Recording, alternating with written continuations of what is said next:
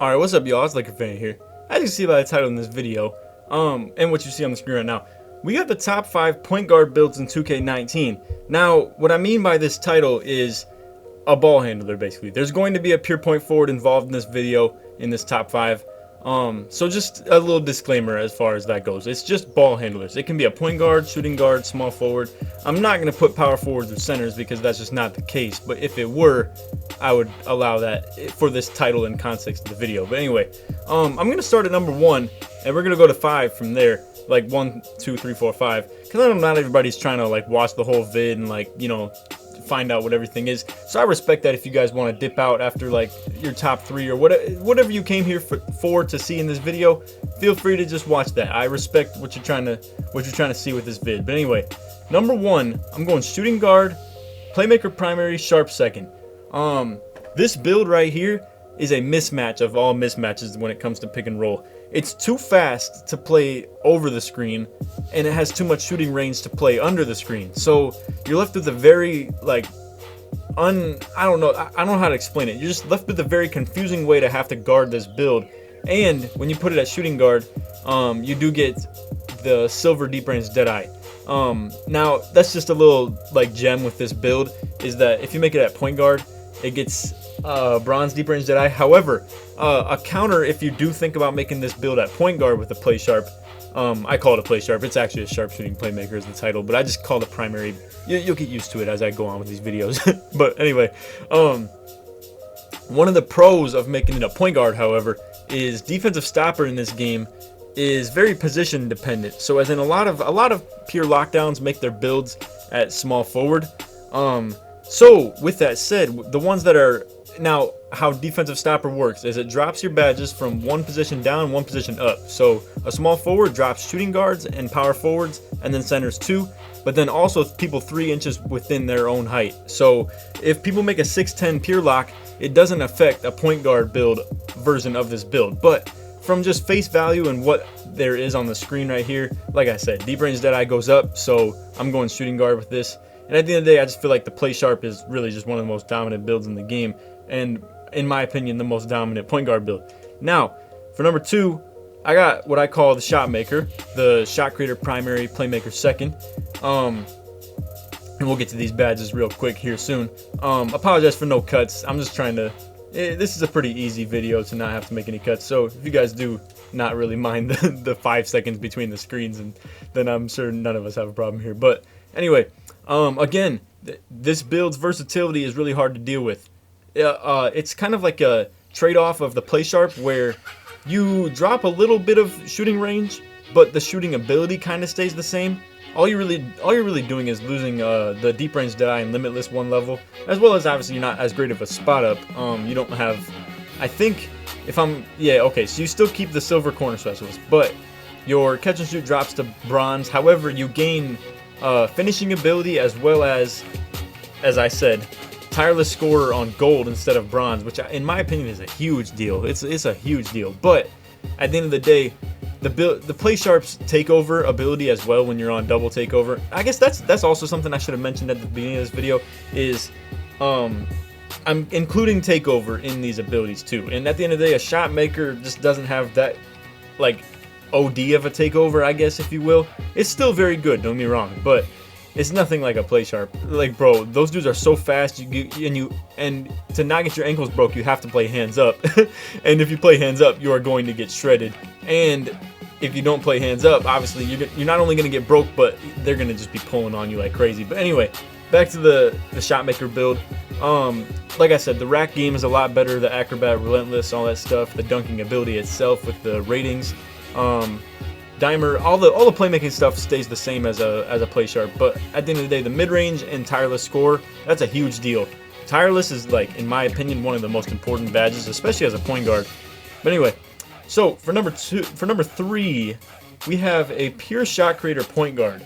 So in my opinion, one of my homies uses this, AK, and what this build is capable of, bro, especially like now, like I said, takeover included.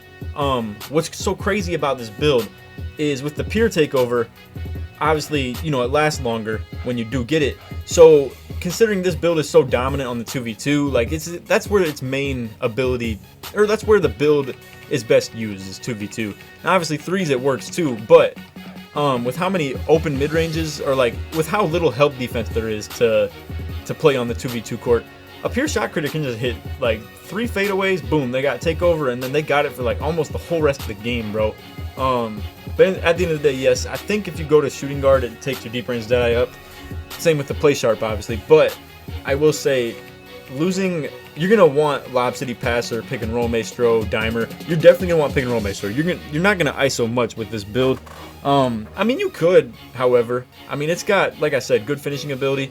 If I were you, I'd make the build short though, like 6'3", so that you can like speed boost on takeover and stuff like that too right away. And then when you hit a high overall, you can speed boost with no takeover. I know it's kind of late in the year too, so you guys aren't really you're probably more watching this in a like review of 2K19, like see what the top 5 point guard builds were. And then again, this is just my opinion. So at the end of the day, it's not all set in stone. But I mean, this build has like legitimately, at the right height, it has like 99 everything mid-range, and then still has like pretty high 3-pointer, like mid-80s when you max it out, and with at the minimum wingspan too. But yeah, just overall like a tough guard. Like it's tough to match up against this build. And that's how it is for most of these builds I'm showing you guys here. So my bad. I actually, number 4 was actually a point guard build too. I don't know why I clicked off of it. But at number 4. And this is debatable. I think you could really debate this between my number 4 and 5. But we'll just let you see it as it goes. We have the Sharp primary, Playmaker second. So this is reverse of the Play Sharp, even though really like it's I hate myself, bro, for like this lingo that I have, because I swear I call the build by their primary archetype first, then the secondary second, but the title below this says Playmaking Sharpshooter, and I call a Playmaker primary the Play Sharp. I don't know, man. I don't know, man. Maybe I'll have to change that sometime. But anyway, gold deep range Deadeye, gold limitless, gold tireless, like I said, gold catch and shoot. The playmaking badges on silver. It's everything you really need. It's just like, so I put it like this. The same mismatch that it is for a Play Sharp to guard and pick and roll. I would say this is like an even more mismatch. However, I think you're more dependent on your teammates to be a certain build.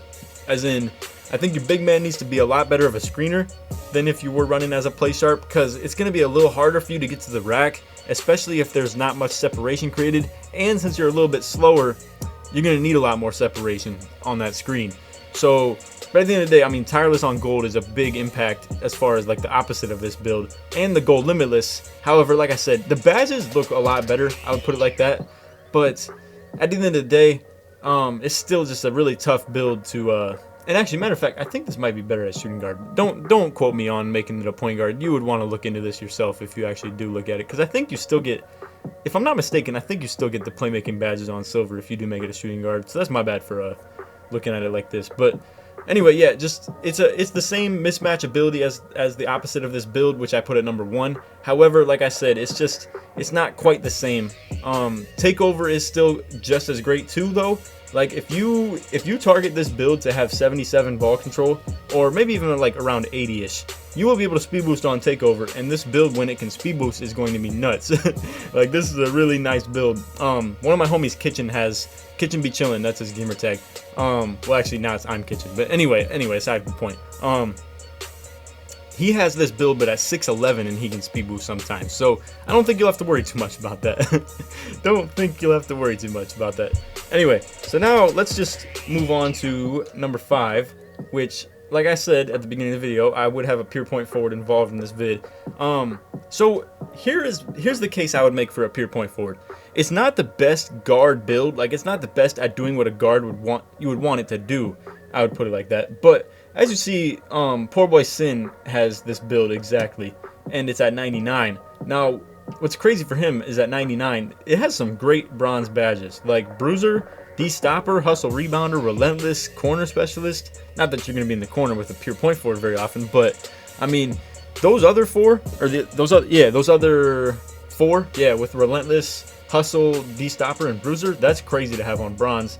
So obviously, like I said with him, it's a pretty big impact to hit 99 with that, but not really.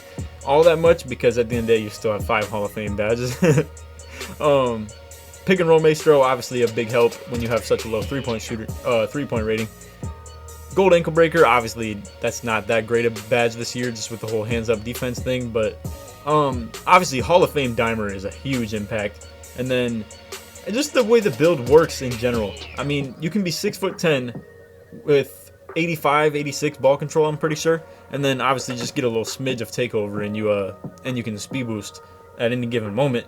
If you make it 6'9", you can speed boost at all times. It's just a great build when it comes to the defensive ability that it brings, as well as like rebounding, because obviously height will help you with rebounding, defense, and then not to mention the build itself still gets hustle, rebounder, bruiser, D-stopper, all that. And then if you're a skilled shooter, it's like that much better as well.